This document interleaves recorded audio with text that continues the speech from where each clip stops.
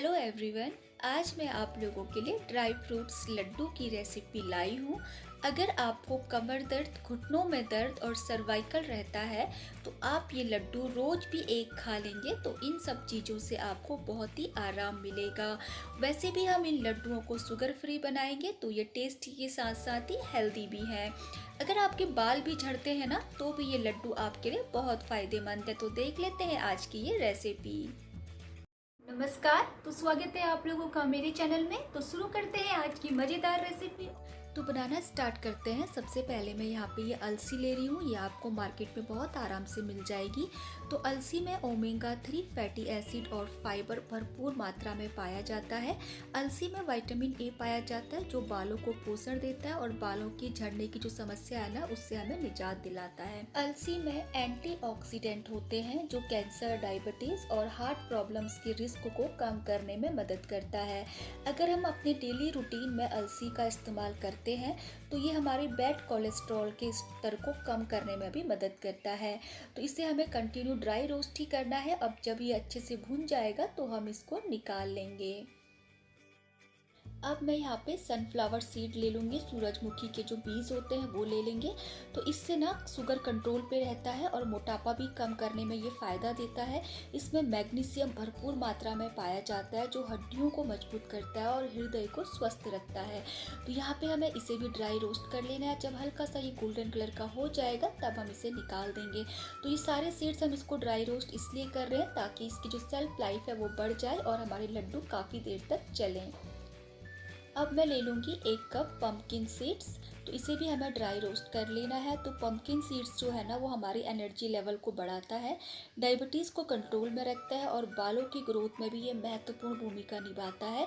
इसे भी हमें ड्राई रोस्ट करना है। जब आपको इसमें से हल्की सी चट चट की आवाज़ सुनाई देगी ना उस स्टेज तक हमें इसे लो टू मीडियम फ्लेम पे भूनना है। तो मैं यहाँ पे ड्राई रोस्ट कर रही हूँ। आप चाहें तो सारे इनको घी में भी रोस्ट कर सकते हैं। तो यहाँ पे मैं ज़्यादा फैट ना हो जाए इसीलिए घी का इस्तेमाल कम से कम करूँगी और सारे सीड्स को मैं इसी तरीके से ड्राई रोस्ट कर लूँगी। तो ऐसे रोस्ट करने से जो ये है इनकी सेल्फ लाइफ बढ़ जाती है। तो शॉप में पता नहीं ये कब से रखे हुए हैं हमें नहीं पता।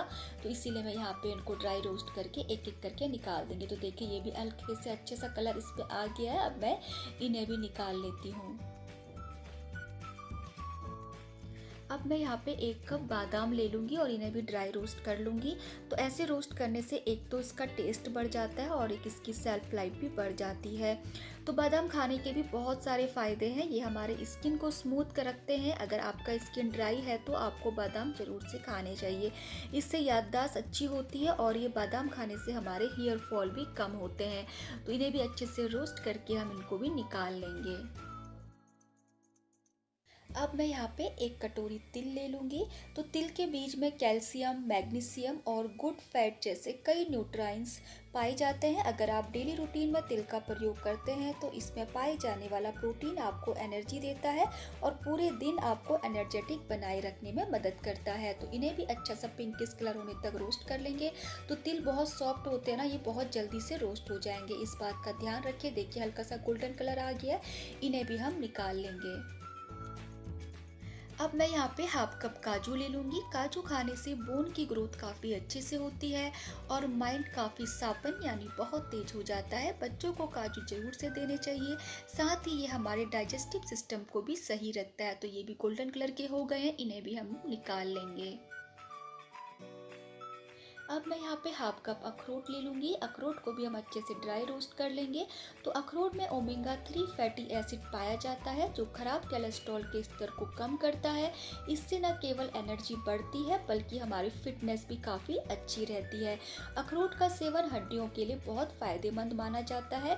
डायबिटीज़ के मरीज के लिए अखरोट बहुत फ़ायदेमंद है। तो देखिए ये भी कुछ ही देर में फ्राई हो चुका है, इसे भी हम निकाल लेते हैं।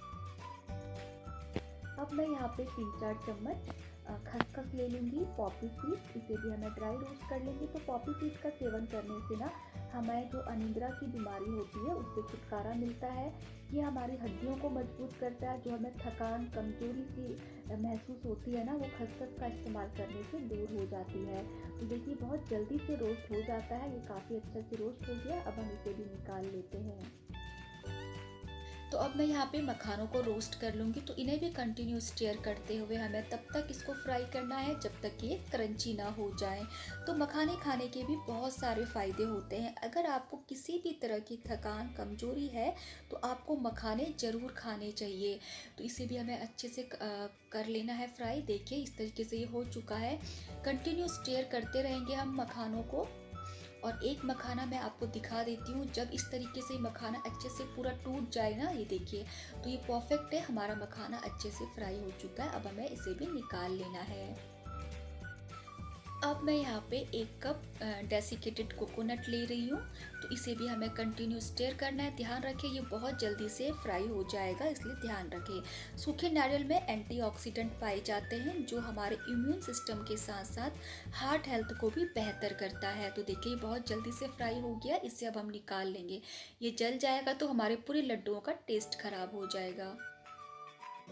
अब मैंने कढ़ाई पे 2 से 3 चम्मच घी को मेल्ट कर लिया है। अब मैं यहाँ पे ये गोंद ले रही हूँ, 1 से 2 चम्मच ही मैं यहाँ पे डालूंगी गोंद, और इसको अच्छे से फ्राई कर लेंगे। एक साथ बहुत सारे गोंद नहीं डालना है, ये टोटली ऑप्शनल है। अगर आप के हाथ पैरों में दर्द होता है, कमर दर्द और घुटनों का दर्द रहता है, तो आपको अपने लड्डुओं में गोंद को शामिल जरूर करना चाहिए। बहुत ज़्यादा मात्रा में नहीं लेना है, थोड़ी सी मात्रा में आप इन गोंद को शामिल कर सकते हैं अपनी डेली रूटीन में। तो ये ना, अगर गर्मियों में आप ये लड्डू बना रहे हैं तो आप इसे स्किप कर सकते हैं, और अगर विंटर में बना रहे हैं तो इसकी मात्रा आप ज़्यादा कर सकते हैं। टोटली ऑप्शनल है। हाथ पैरों के दर्द के लिए ये बहुत फ़ायदेमंद रहता है, कमर दर्द के लिए भी। इसीलिए मैं थोड़ी सी मात्रा में यहाँ पे गोंद को भी रोस्ट करके डाल दूंगी।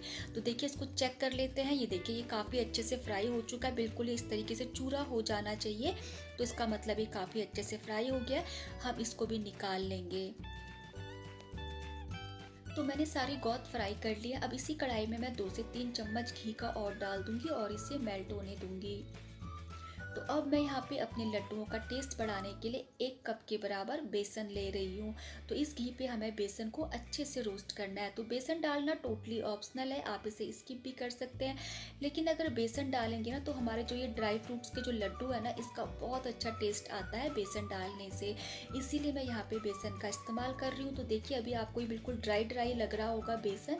तो जैसे जैसे ये भुनेगा ना, वैसे वैसे ये लिक्विडी फॉर्म पे आता जाएगा। तो देखिए कुछ ही सेकंड में इसकी कंसिस्टेंसी इस तरीके की हो गई है। जैसे जैसे भुनता जाता है वैसे वैसे ये घी रिलीज़ करता जाता है। तो इसीलिए मैंने यहाँ पे कम से कम घी पे ही बेसन को भी भुना है।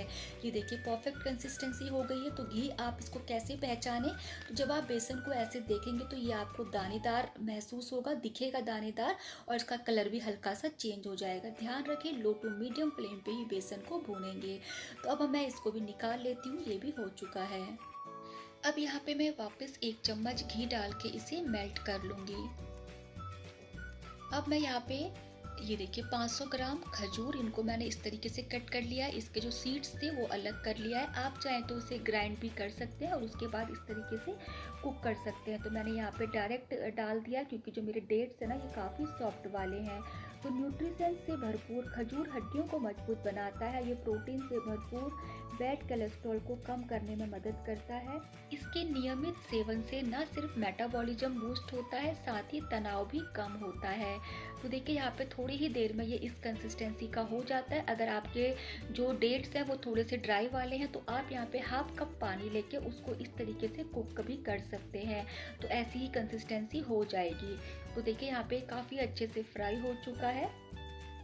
अब मैं इसमें जो हमने ड्राई फ्रूट्स को रोस्ट किया था, ये देखिए काजू, बादाम और अखरोट मैंने इस तरीके से कट कर लिया है, और ये साथ में तिल है।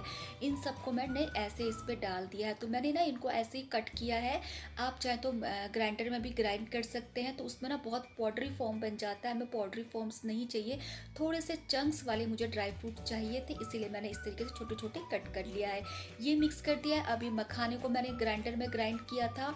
जितने भी नट्स थे ना, ये पम्पकिन सीड्स, सनफ्लावर सीड्स और अलसी, ये सारी मैंने ग्राइंडर में ग्राइंड की है। इन सब को हम इस पर मिक्स कर देंगे और एक बार अच्छे से इसको मिक्स कर देंगे। इसको थोड़ा थोड़ा करके हमें डालना है। फ्लेम मेरी अभी बिल्कुल लो फ्लेम है, नीचे से ऑफ नहीं की है मैंने। तो इसे अच्छे से मिक्स कर लेंगे। अब यहाँ पे मैंने ये गोंद, इसको भी मैंने इस तरीके से क्रश कर लिया है। गोंद भी इसमें डाल देंगे। और अब मैं इसमें गौंद डालने के बाद यहाँ पे जो ये बेसन मैंने इसको जो भून के रखा था, यहाँ पे हम लोग ये बेसन भी डाल देंगे। तो बेसन डालना टोटली ऑप्शनल है, आप डालेंगे तो आपको इसका टेस्ट बहुत अच्छा लगेगा। तो इन सभी इंग्रेडिएंट को हम एक बार अच्छे से मिक्स कर लेते हैं। अब यहाँ पे हमारा लास्ट इंग्रेडिएंट है डेसिकेटेड कोकोनट। देखिए नारियल ये सबसे लास्ट में डालना है। अब हम इसमें 1 से 2 चम्मच मैं यहाँ पे ये खसखस पॉपी सीड इसे भी ऊपर से ऐसे मिक्स कर दूंगी। अब ये सारे इंग्रेडिएंट को काफ़ी अच्छे से हमें मिक्स करना है। फ्लेम मैंने अभी ऑफ नहीं करी है, वो मैंने बिल्कुल लो फ्लेम पे ही रखा है। इनको अच्छे से मिक्स करने के बाद हम लोग इसके लड्डू बनाए। आप चाहे ऐसे पंजरी के तौर पे भी इसको खा सकते हैं। तो ये मिक्स हो गए हैं, तो देखिए ये काफ़ी अच्छे से मिक्स हो गए। अब ये हल्का सा गुनगुना हो गया है कि जितना मैं इसको छू सकती हूँ। तो मैं इसके इस तरीके से लड्डू बना लूँगी। बहुत सिंपल और बहुत आसान तरीके से ये लड्डू बन जाते हैं। तो आप भी एक बार इस तरीके से ड्राई फ्रूट्स के लड्डू अपने फैमिली के लिए बनाइए। तो जो ये लड्डू है ना बहुत हेल्दी है। तो यहाँ पे देखिए मैंने 2 चम्मच ना ऐसे खसखस प्लेट में डाल दी है, ऐसे करके फैला दी है। अब जो ये लड्डू है इसके ऊपर से मैं इसको ऐसे चिपका दूंगी। तो ऐसे देखने से ना बहुत अच्छे लगते हैं और इसका जो क्रंच है वो पॉपी सीड का काफ़ी अच्छा आता है। तो इसको हम लोग ऐसे करके सारे लड्डुओं को बना लेंगे। ये देखिए इस तरीके से। तो तैयार है हमारे हेल्दी मज़ेदार से लड्डू, जो कि आप इसे एक लड्डू सुबह सुबह नाश्ते पे खा के जाइए। पूरे दिन भर आपको थकान नहीं लगेगी, आपके हेयर ग्रोथ में काफ़ी फ़ायदा मिलेगा इससे और आपकी स्किन बहुत अच्छी बनेगी। तो इस रेसिपी को एक बार ज़रूर से ट्राई करिए। ये रेसिपी बच्चों के लिए, बड़ों के लिए, सबके लिए ही बहुत हेल्दी है। एक बार ट्राई करिए। अगर आपको ये रेसिपी पसंद आती है तो प्लीज़ लाइक ज़रूर से कर दीजिए। चैनल पर पहली बार आए हैं तो मुझे सब्सक्राइब करना ना भूलिए। तो मिलती हूँ बहुत जल्दी एक और नई रेसिपी के साथ। तब तक के लिए बाय बाय, टेक केयर।